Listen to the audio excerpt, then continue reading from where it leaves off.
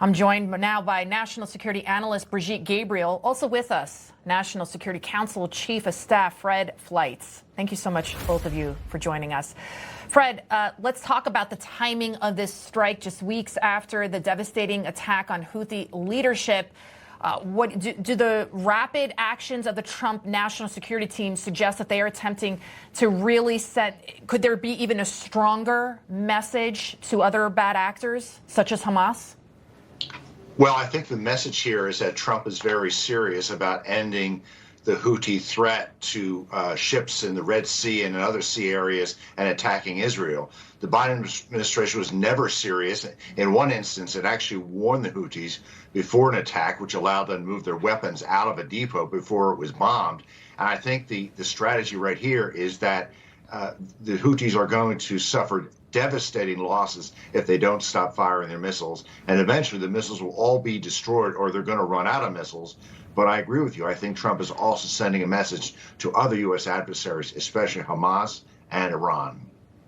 Brigitte, speaking of Iran, their currency has now taken a massive dive amid these strikes and the Trump tariffs. What do you think, with their economy now, Iran's economy now being in such a weakened state, do you think they'll be maybe more amenable to engaging in talks now with President Trump regarding their nuclear program?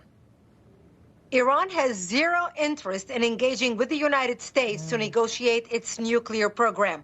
For Iran, its nuclear program is their symbol of power, and they are trying to establish hegemony throughout the Middle East, and that's exactly why they were funding terrorist groups. America knows, especially President Trump, that the funding was coming because of the oil sale that the Iranians were selling. It's the money that they were using when they were flushed with cash to fund these terror groups. This is why by the end of 2020, when President Trump in his first term in office, Iran was on its knees. It was on life support. It was on life support to the point where they cut the salaries of all the top Hezbollah leaders in Lebanon because Iran could no longer fund it. When President Trump went for the last 4 years, he was not in office, and now he is back. The first action he wanted to take is squeezing Iran again, using the sanctions to basically deprive them of the cash that is funding the Houthis, Hamas, Hezbollah, all the terror actors in the Middle East. And as of this morning, it's over 1 million rials to $1. The Iranian people are feeling it, and this strategy is going to work so well. This is exactly what is needed to bring Iran to its knees. Hit them where it hurts, right? In the bank accounts. Fred, we're also seeing widespread protests in Europe against Elon Musk and Doge. Specifically, they're upset over the cuts the U.S. has made to foreign spending. You know, what do you think about this? Finally, you know, the United States is standing up for itself. We should take pride in the fact that we are forcing Europe we can't be their personal ATM anymore. We're done. That's right. But look, these European liberals that never liked Trump, they look for an opportunity, an excuse to protest against him.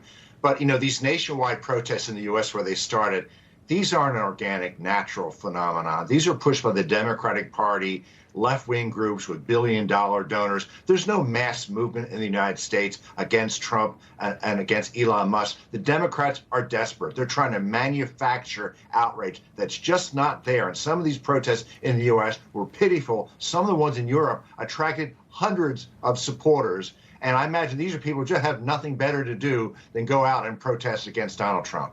Yeah, we have to leave it right there. I saw them in my town yesterday, too. It's just unbelievable. You see this, like, giant white, right, woke mob, and they're hands off my Social Security. And how many times have they said they're not touching anyone's Social Security? Fred and Brigitte, thank you both so much for joining us. Good to be here. Thank you.